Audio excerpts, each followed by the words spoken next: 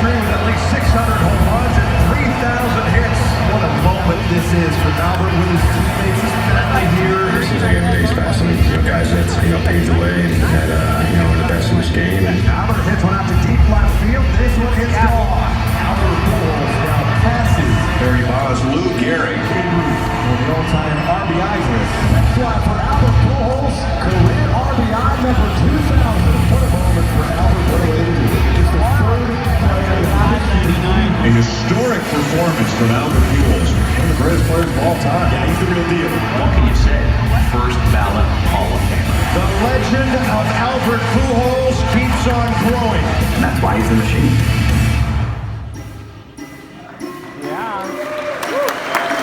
Let's go.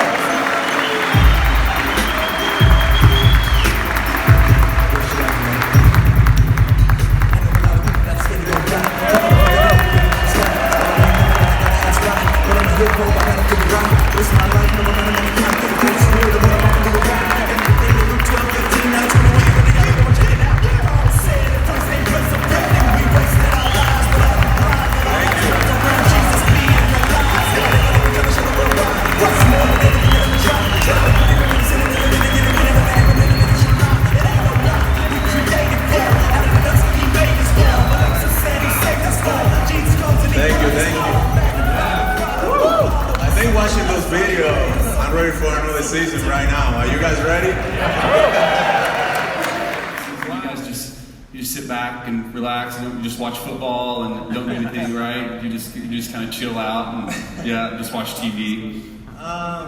Not really. No, not so much. Okay. I got five beautiful kids at home that I have to take care of too. So that's kind of like my second season that I have to do. Absolutely, man.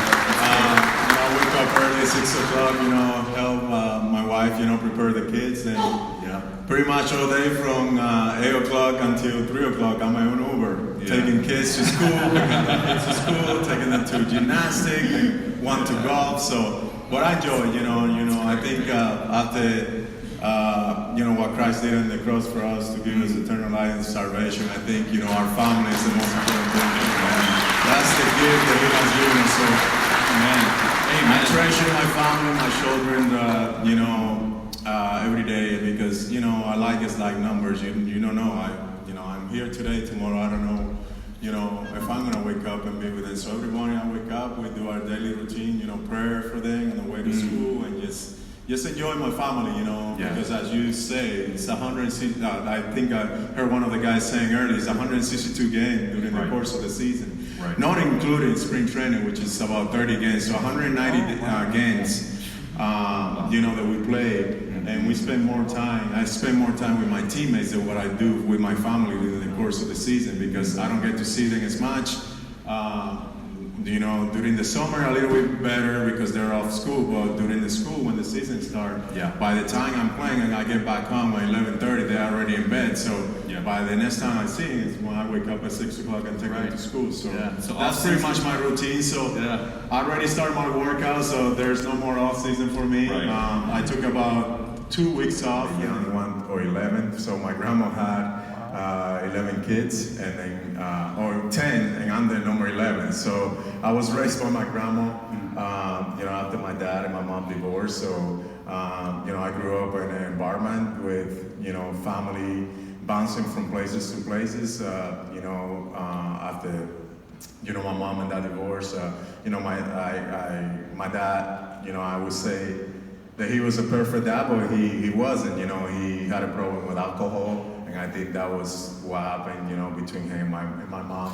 They separated. So it was a rough life, but I think at the end of the day, I had my aunt, my uncles, and different places that I was moving and raised. They helped me out along the way and tried to help me to accomplish my dream, which is becoming a baseball player. One day, at that time, I didn't know that the Lord was going to take me and show me this platform, 20 years later. But it was really hard, it was tough. But I think, looking back right now, I wouldn't change it. I wouldn't change it one thing because... How have you seen God use that part of your story a tough upbringing. How has God used that? Well, I use this illustration all the time. Like if the Lord would have given me 1,000 blank pages to write my story, I'm about to turn 40 in a couple of months here, which is really old and basic, but I feel young. Like I wouldn't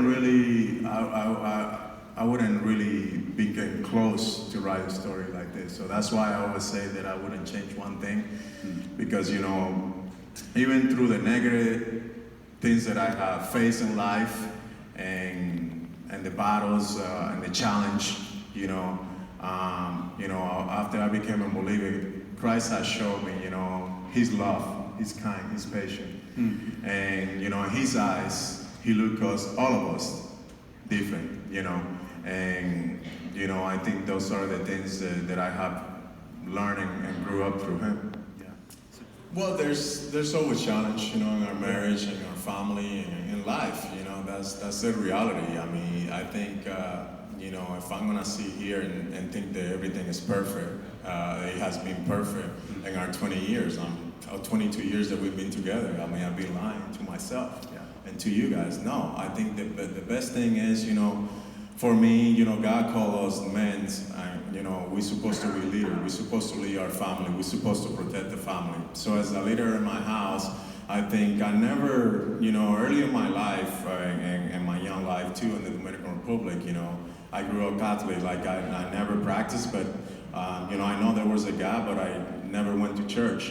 I think after I received Christ in my life and just learning, my job as a husband and as a father, to protect my kid and to guide my kid and to learn that. So what I do to protect them is just to open the book, the truth, the best gift that God has given us, which is the word and learning, and just try to guide my family, try to guide my children, because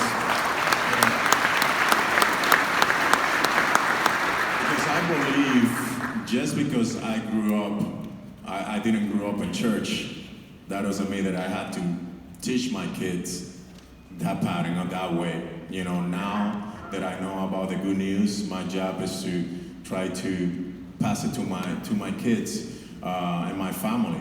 And I think for us as a parent, we only have that small window, believe it or not. I got my son, AJ, he just first year in college right now, going to Vanguard University, and it was like yesterday we had him.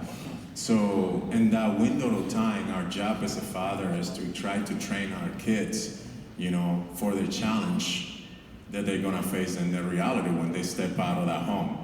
We can only control them for just that small window. And then after that, he's gonna be on his own. So our job is to try to equip, our family, our children, that when they face those challenges in life, they know how to handle. So that's what I do. Me and my wife, we do pretty well in our life, and just try to teach our kids and just tell them the right way. That doesn't make us perfect, but just hopefully, 20 years, 10 years, so, I don't know, 40 years from now, I can see them. And I would say right now, not just because they're my kids, but like AJ, I see so many parents is like, man, what an amazing young man you guys have raised, And I give all the glory, all the credit to God first, and my wife, because she's almost like a dad and a mom at the same time, because I spend so many time away from home, but she's done an amazing job, with our kids. But believe it or not, we always says, I put it like this: God is first, family second, and my career third. But the reality is, that's how we have in our home. But God is in all that. God is first, God is second, God is third.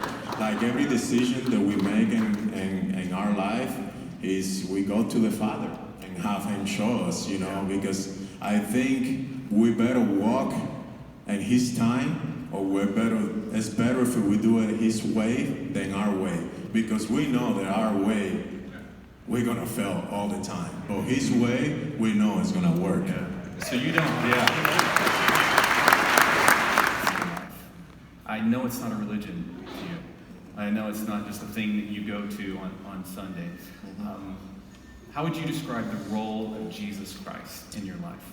Yeah, and I think that's the thing that you hit it. It's not a religion, it's just personal relationship that you have with Christ, you know. 2 Corinthians 5:17 tells us that, you know, we are new creation in Christ, you know, all things are gone, so behold, things are come new. So we are new creation. When you give yourself and get that opportunity to invite the Lord in your life, you know, you see changing in your life. You start changing things that you were doing, you know, before, you know, the patterns and all that stuff. You start changing in your life. And for me, it was that.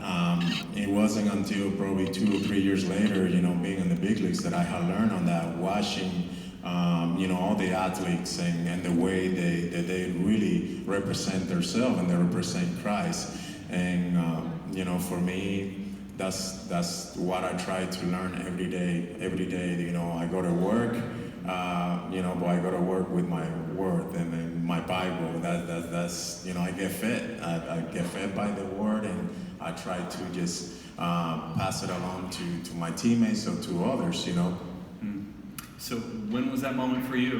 When Well, when for and me- how did you? It was a little later in life, right? I mean, you weren't a kid. Well, for me, it was right when I met Deidre. You know, I came to the United States at the age of 16. I met Deidre when I was 18 years old. That time she was my girlfriend, and she invited me to church at Kansas City Baptist Temple.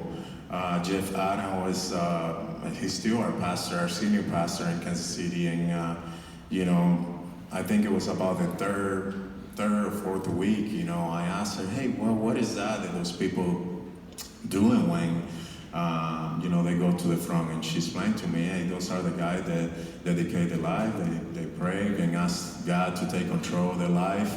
And, you know, and I was like, oh, that's awesome. I remember that, you know, my English wasn't that well, so I had to have like a Spanish translator, you know, audio. So I think it was the week after that I just decided, you know, to surrender myself and let the Lord Jesus take control of my life, you know, and just transform it, not just from the outside, but from the inside out, and just, you know, learning about His Word. And, you know, that's when I started building that it was not just going to church and feeling good for one day, you know, it's just every day getting in the Word and learning. And in 2000, I think it was 2001, 2002, we had a Christian Family Day at the stadium, and they asked me to share, you know, my testimony, and I was like, testimony? I didn't know what was that mean at that time. And, you know, like, testimony, I don't know. And I think that's when I realized, you know, this is serious. This is really serious, you know. It's really not just going to church, you know. God really wants a personal relationship with all you guys. And, you know, I know tonight you're gonna give that opportunity to them, but the moment that I think that really scared me was like, my wife just told me straight like this, you know, when I asked her, what does that mean? She was like, well, there's a heaven and there's a hell. And I was like, well, I definitely don't want to go to hell. I want to go to heaven. Our wives. Thank God for our wives, man. Oh, wow. So